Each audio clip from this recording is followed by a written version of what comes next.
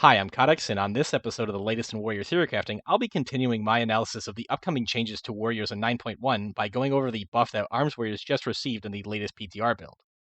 Specifically, Mortal Strike, Deep Wounds, Overpower, and Execute were all buffed by 10%, with the caveat that Condemn will not be receiving the 10% buff. So, the obvious question is, how much of an impact will this have on Arms Warriors DPS? To figure this out, I looked at a bunch of single target logs from Execute and Halcom. They are two of the best arms warriors in the world that have public logs.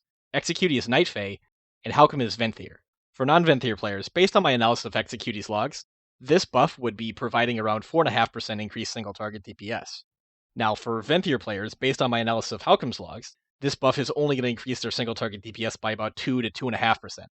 The next obvious question is, where's this going to put arms warriors relative to the other specs? Well, looking at the current numbers, if we look at the 95th percentile for a purely single target fight, such as Artificer Zymox, Arms Warriors in this bracket are doing around 5,457.7 DPS. So if we would increase that by 4.5%, that would bring it up to 5,703 DPS, which would put Arms Warriors in the middle of the pack just below Frost DKs.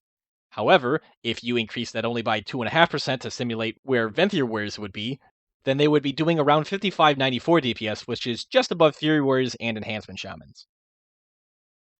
Now, I definitely think that this is a step in the right direction, especially considering the fact that they're willing to buff arms in PvE and not have it affect PvP, which is definitely necessary. But tell me what you think about this buff in the comments. And, as always, tell me why my opinions are dumb.